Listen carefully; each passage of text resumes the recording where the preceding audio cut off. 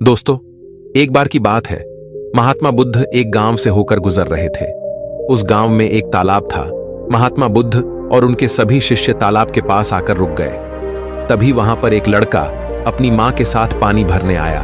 उस लड़के की नजर महात्मा बुद्ध पर पड़ी। वो महात्मा बुद्ध को पहले से ही जानता था। वह जानता था कि महात्मा बुद्ध बहुत ज्ञानी है और वो सभी के प्रश्नों का उत्तर देते। वह तुरंत ही महात्मा बुद्ध के पास पहुंचा। उसने महात्मा बुद्ध को प्रणाम किया और कहा, हे बुद्ध, मैं अपने जीवन में कुछ बहुत बड़ा करना चाहता हूं, लेकिन जब भी मैं कुछ करना चाहता हूं तो वो मुझसे संपूर्ण तरह से नहीं हो पाता। मुझे तो कुछ समझ ही नहीं आता कि आखिर में क्या गलती कर रहा हूं। इसलिए मैं आज आपसे यही प्रश्न पूछने आया कि लक्ष्य को पाने के लिए ऐसी कौन सी कठिनाइयां हैं जो हमें पार करनी होगी। महात्मा बुद्ध उस लड़के को देखकर मुस्कुराने लगे और उस लड़के से कहते हैं, जब तक तुम अपने लक्ष्य की ओर कदम नहीं बढ़ाओगे तब तक सफलता से जुड़ा हुआ हर एक प्रश्न, हर एक उत्तर अधूरा है। महात्मा बुद्ध इतना कहकर अपने सभी शिष्यों के साथ वहां से आगे की ओर चल पड़े। वो लड़का भी अपनी मां के साथ वापस अपने घर लौट आया। अगले दिन जब वो लड़का अपनी मां के साथ वापस उस तालाब पर पानी भरने आया तो उसने देखा कि तालाब में जो कमल की केवल कलियां थी, आज वो पूरी तरह से खिल चुकी है और पूरे के पूरे तालाब में केवल कमल के फूल ही नजर आ रहे। उस लड़के की मां को अपनी आंखों पर यकीन नहीं हो रहा था। उस पर उसकी मां कहती है, बेमौसम इतने सारे फूल एक साथ खिलना, ऐसी घटना तो मैंने आज तक नहीं सुनी। ऐसा अवश्य ही महात्मा बुद्ध के यहां पर आने के कारण हुआ है, अर्थात ये उनका ही प्रभाव है। ये सुन वो लड़का सोच में पड़ गया। उसने तुरंत ही तालाब से एक कमल का फूल तोड़ा और मन ही मन ये सोचने लगा, यदि यह महात्मा बुद्ध के प्रभाव के कारण हुआ है तो मुझे अवश्य ही महात्मा बुद्ध से मिलना चाहिए। शायद हो सकता है कि वो मुझे कुछ प्रेरणा देना चाहते हैं। ऐसा सोचते सोचते उस लड़के ने यह भी मन बना लिया कि वह महात्मा बुद्ध से अवश्य मिलेगा। और साथ ही उसके मन में महात्मा बुद्ध की वो आवाज गूंज रही थी कि जब तक तुम लक्ष्य की ओर कदम ही नहीं बढ़ाओगे तब तक सफलता से जुड़ा हर प्रश्न, हर उत्तर अधूरा है। तभी उस लड़के ने वह कमल का फूल एक छोटे से मटके में रख लिया और उसने मन ही मन यह मन बना लिया कि वह महात्मा बुद्ध से मिलकर रहेगा और उसके मन में जो भी प्रश्न है वह उनसे उनके उत्तर जानकर रहेगा। उस लड़के ने तुरंत ही अपनी मां से कहा, मां, मैं महात्मा बुद्ध से मिलने जा रहा हूं। वो अब तक बहुत आगे नहीं निकले होंगे। यदि मैं जल्दी जल्दी चलूंगा तो एक दिन में उन तक पहुंच ही जाऊंगा और फिर 1-2 दिन में मिलकर मैं वापस घर लौट आऊंगा। उसकी मां ने उसे समझाने की कोशिश की, लेकिन वो लड़का नहीं माना। वो तुरंत सफर की ओर निकल पड़ा। वो मार्ग पर तेजी से आगे बढ़ रहा था। जल्दी जल्दी चलते हुए उसने बहुत कम समय में अपना गांव पार कर लिया, लेकिन अब इसी कारण वो थकने भी लगा था और उसकी रफ्तार भी धीमी पड़ रही थी। उस लड़के का जोश भी अब खत्म होता जा रहा था। धीरे धीरे चलते चलते वह जंगल के रास्ते आ पहुंचा और जंगल को देखकर उसके मन में एक डर उत्पन्न हुआ। उसने सोचा कि मैंने आज तक कभी जंगल पार नहीं किया है और इस जंगल में तो कई जंगली जानवर भी हैं। यदि मैं रास्ता भटक गया तो मैं महात्मा बुद्ध तक कभी नहीं पहुंच पाऊंगा, और यदि मैं किसी गलत रास्ते पर चला गया तो मुझे कम से कम 2 दिन और लगेंगे महात्मा बुद्ध तक पहुंचने के लिए, और यदि वो मुझसे बहुत आगे निकल गए तो मुझे बाकी रास्ते भी पता नहीं चल पाएंगे और फिर मैं उनसे कभी नहीं मिल पाऊंगा। वो लड़का इसी सोच विचार में पड़ा हुआ था। तभी उसने देखा कि उसी रास्ते से एक घुड़सवार आ रहा था। लड़के ने उस घुड़सवार से कहा, भाई, मुझे जंगल पार करवा दीजिए। मुझे महात्मा बुद्ध से मिलना है। मुझे ये कमल उन्हें देना है। क्या आप मुझे जंगल पार करवा सकते हैं? इस पर सवाल कहता है, बेटा देखो, मैं तुम्हें ले तो नहीं जा सकता, लेकिन मैं तुम्हारी मदद जरूर कर सकता हूं। यदि तुम चाहो तो यह कमल वाला मटका मुझे दे दो, मैं इसे महात्मा बुद्ध तक पहुंचा दूंगा। उस घुड़सवार की यह बात सुनकर वो लड़का एक बार फिर से सोच विचार में पड़ गया और सोचने लगा, यदि मैं पैदल जाऊंगा तो मुझे बहुत समय लग जाएगा और पता नहीं मैं महात्मा बुद्ध तक पहुंच भी पाऊंगा या नहीं। अगर मैं ये कमल वाला मटका घुड़सवार को दे देता हूं तो ये घुड़सवार घोड़े से बहुत जल्दी महात्मा बुद्ध तक पहुंच जाएगा और उन्हें यह कमल जरूर दे देगा। इससे मेरा काम भी आसान हो जाएगा और मेरा काम बहुत जल्द पूरा भी हो जाएगा। काफी कुछ सोच विचार करने के बाद उसने तय किया कि वो ये कमल का फूल उस घुड़सवार को दे देगा। ये सोचकर उस मटके को उस घुड़सवार को थमाने ही वाला था कि तभी उसे याद आया कि इस कमल के पीछे उसका क्या उद्देश्य है, वो किस मकसद से इस कमल को महात्मा बुद्ध के पास ले जा रहा है। तभी उस लड़के के मन में एक और विचार उत्पन्न हुआ, यदि मैं इस कमाल को लेकर महात्मा बुद्ध तक नहीं पहुंचा तो फिर मेरा जो प्रश्न है मैं उनके उत्तर कैसे जान पाऊंगा। और हो सकता है कि मुझे मेरे जीवन में बस ये एक ही मौका मिला है जिसमें मैं महात्मा बुद्ध से मिल सकता हूं और अपने सभी प्रश्नों के उत्तर पा सकता हूं। हो सकता है कि दोबारा मुझे ये अवसर ना मिले, इसलिए मैं ये मटका नहीं दूंगा। मैं इसे स्वयं ही महात्मा बुद्ध तक पहुंच जाऊंगा। काफी कुछ सोच विचार करने के बाद उसने घुड़सवार से कहा, देखिए, ये मटका तो मैं खुद ही उन तक ले जाना चाहता हूं, क्योंकि मेरा उनसे मिलना बहुत जरूरी है। मेरे मन में कई प्रश्न हैं जो मैं उनसे जानना चाहता हूं, इसीलिए यह फूल मैं ही उन्हें दूंगा। इसलिए कृपया करके मुझे जंगल से बाहर निकलने का रास्ता बता दीजिए, मैं स्वयं ही चला जाऊंगा। इस पर उस घुड़सवार ने उस लड़के को जंगल से बाहर जाने का रास्ता बता दिया और उस मार्ग पर आगे की ओर बढ़ चला। वो जल्दी जल्दी मार्ग में आगे बढ़ रहा था और देखते ही देखते शाम का वक्त भी होने आया था। तभी उस लड़के के मन में एक और विचार आया और वो ये सोचने लगा, यदि शाम के वक्त मैं इस जंगल में भटक गया तो मेरा क्या होगा? मैं महात्मा बुद्ध तक कैसे पहुंच पाऊंगा? और अगर मैं उनसे नहीं मिल पाया तो मेरी यात्रा बेकार हो जाएगी। इससे तो अच्छा होता कि मैं उस घुड़सवार को ही ये मटका दे देता, वह उसे महात्मा बुद्ध तक अवश्य पहुंचा देता। मुझे तो घर लौट जाना चाहिए था, यही मेरे लिए बेहतर होता। इस प्रकार उस लड़के के मन में तरह तरह के विचार उत्पन्न हो रहे थे। ऐसा होगा तो क्या होगा, वैसा हो जाएगा तो क्या होगा, यदि मैं भटक गया तो क्या होगा। तभी उस लड़के ने उस कमल की ओर देखा। उस कमल से ही उसे महात्मा बुद्ध की याद आई। महात्मा बुद्ध के चेहरे पर वो असीम शांति थी, उसे महात्मा बुद्ध की वो मुस्कान याद आई। तभी उसके मन में एक और विचार उत्पन्न हुआ, जिनके आने से हमारे तालाब में इस प्रकार अनेक को फूल खिल गए, जिसके साथ होने से हमारे मन को प्रेरणा मिलती है, जिनके चेहरे पर वो असीम शांति है, जिनसे मिलकर मेरा मन शांत हो जाता है। यदि मैं उनसे मिल पाऊं तो मुझे कितना कुछ सीखने को मिलेगा। ऐसा सोचते ही उसके मन में एक बार फिर से महात्मा बुद्ध से मिलने की प्रेरणा जाग उठी और वो निश्चिंत होकर अपने मार्ग में आगे की ओर बढ़ता चला जा रहा था। काफी दूर आगे चलने के बाद जंगल खत्म होने लगा।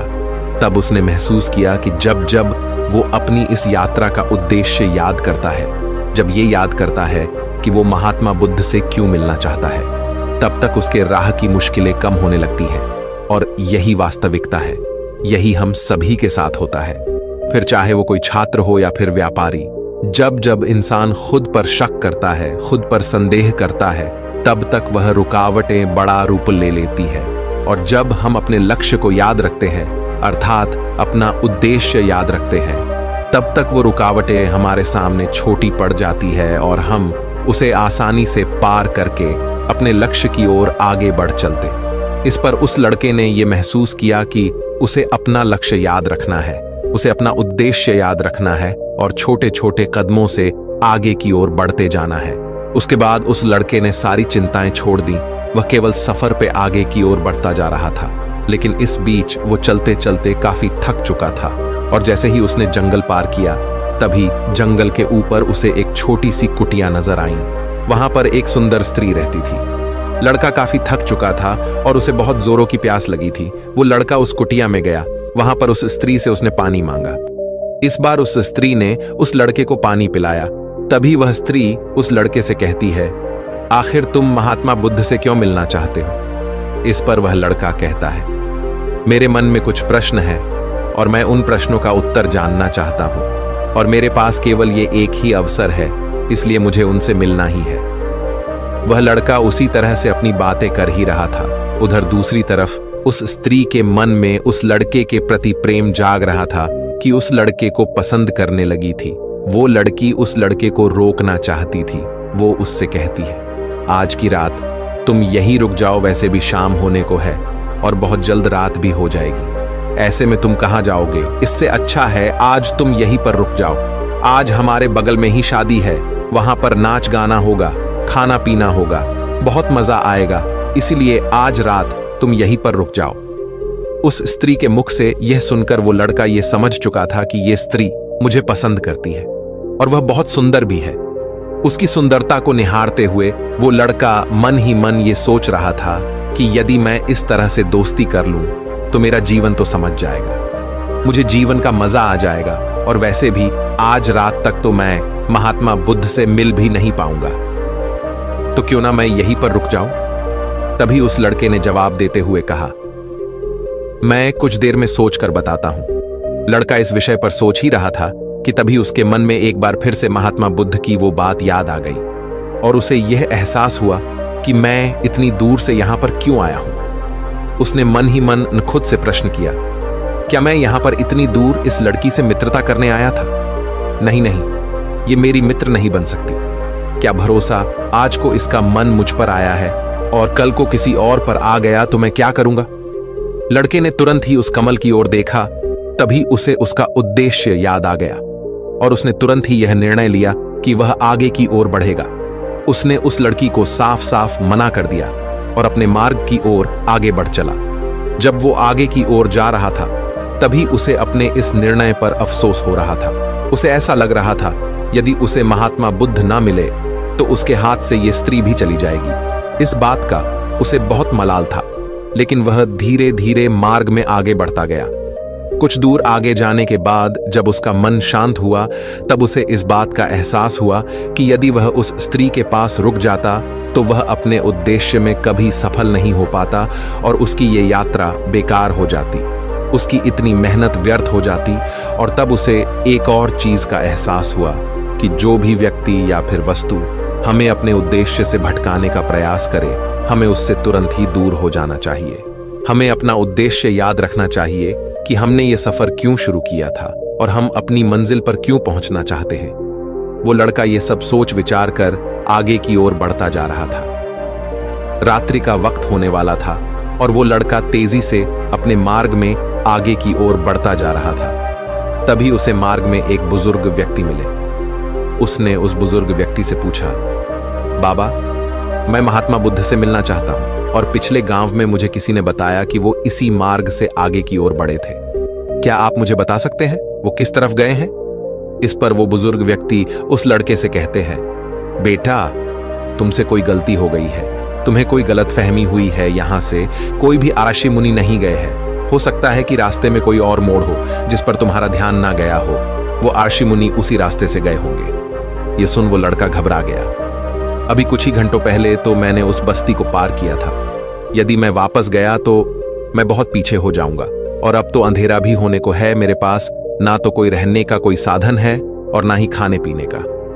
मेरी तो पूरी यात्रा बेकार हो गई। मुझे तो लग रहा था कि मैं महात्मा बुद्ध से अवश्य मिल लूंगा, लेकिन अब लगता है कि यह मुमकिन नहीं है।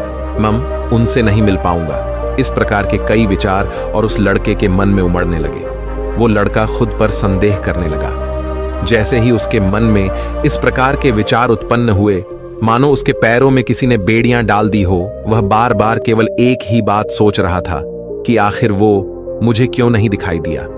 मैं बार बार एक ही गलती क्यों करता हूं? मुझसे इतनी बड़ी गलती कैसे हो गई? ये सोचकर वो लड़का सर पकड़कर वहीं पर बैठ गया। कुछ देर तक तो उसे कुछ भी समझ नहीं आ रहा था। तभी उसे उसकी माँ की बात याद आई। उसकी माँ ने उस लड़के से कहा था, बेटा, हर गलती में सीख छुपी होती है जो हमारे जीवन को और भी बेहतर बनाती है। ये बात उसे याद आते ही उसका मन शांत होने लगा और देखते ही देखते उसका मन पूरी तरह से शांत हो चुका था।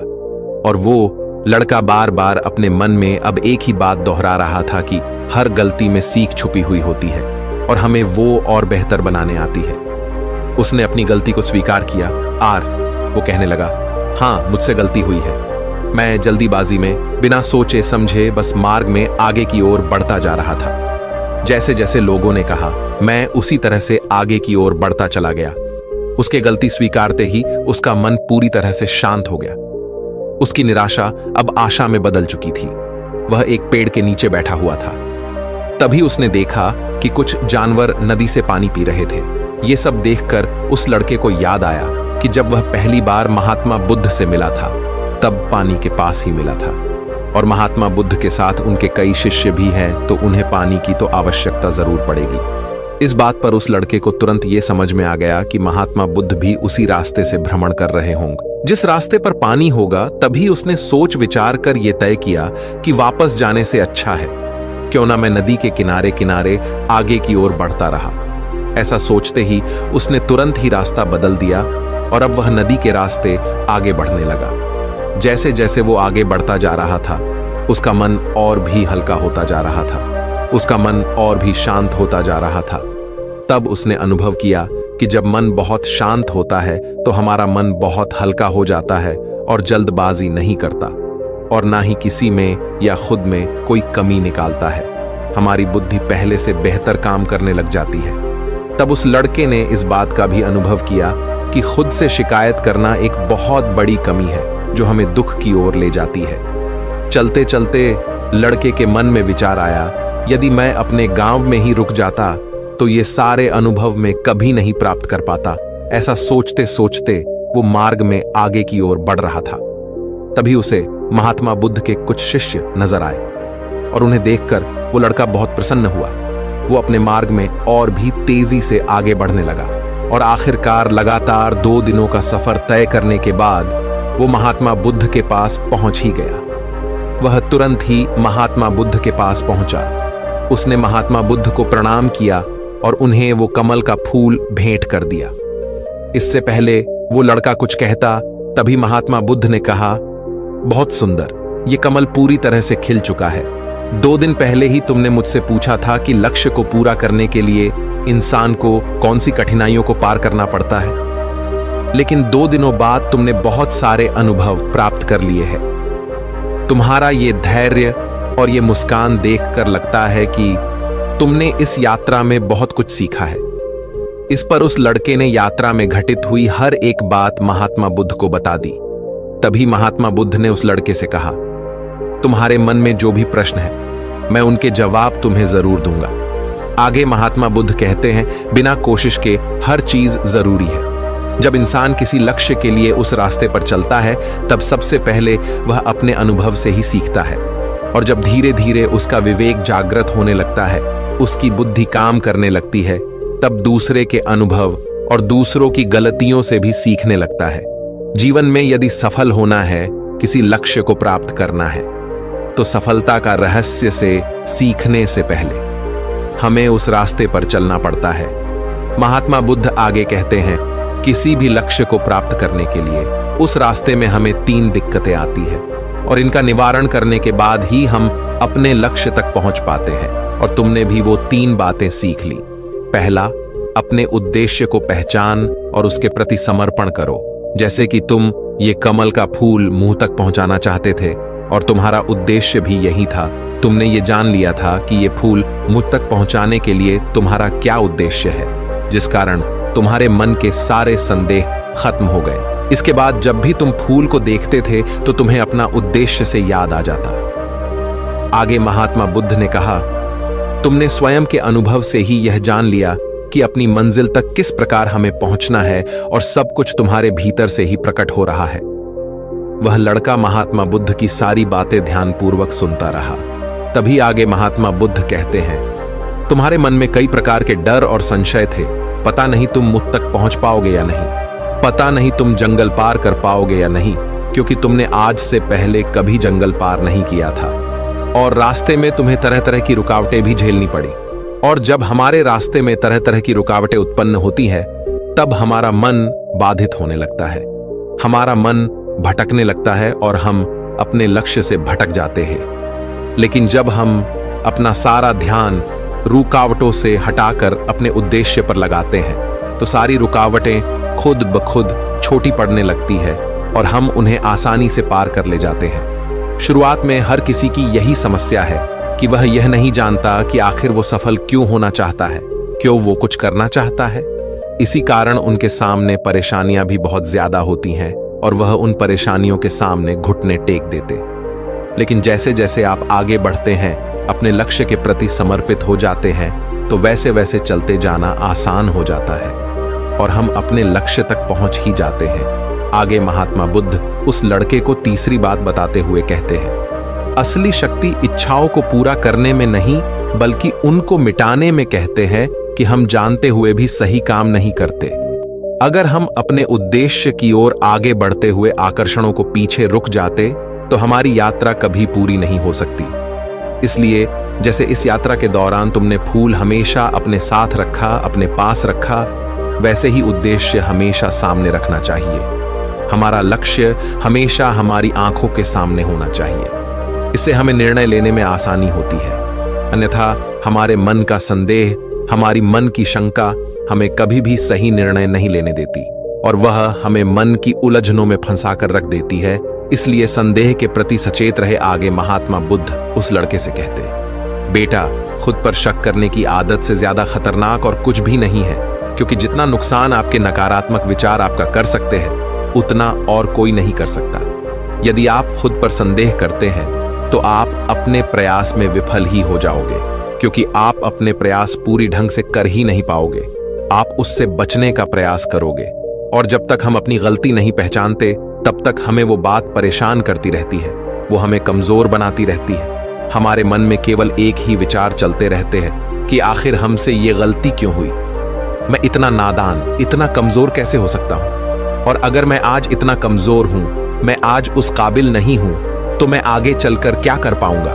तो इसलिए अपने आप को यह याद दिलाओ कि हर गलती में सीख छुपी हुई है और उससे सीखकर ही हमें अनुभव मिलता है और उस अनुभव से ही हम अपने लक्ष्य तक पहुंच पाते हैं। सबसे पहले अपने मन को शांत करो, बुद्धि और विवेक का प्रयोग करो और उद्देश्य की तरफ आगे बढ़ते चलो। सिर्फ इसी तरह से आप किसी भी चुनौती का सामना कर सकते हैं और बड़े से बड़े लक्ष्य को भी आसानी से हासिल कर सकते हैं। इतना कहकर महात्मा बुद्ध शांत हो गए और उस लड़के को भी महात्मा बुद्ध की सारी बातें अच्छी तरह समझ में आ चुकी थी। उसे महात्मा बुद्ध को प्रणाम किया और पूरी रात वह उन्हीं के साथ रहा। अगली सुबह वह अपने घर की ओर लौट आए। दोस्तों, आपने आज के इस वीडियो से क्या सीखा वो मुझे आपको कमेंट में जरूर बताएगा। इसी के साथ मुझे उम्मीद है कि आपको आज की वीडियो जरूर पसंद आएगी। तो लाइक और शेयर करने के साथ चैनल को सब्सक्राइब और घंटी बटन को जरूर दबा दीजिएगा। तो चलिए फिर मिलते हैं ऐसे ही एक और वीडियो में। तब तक के लिए अपना ख्याल रखिए। धन्यवाद।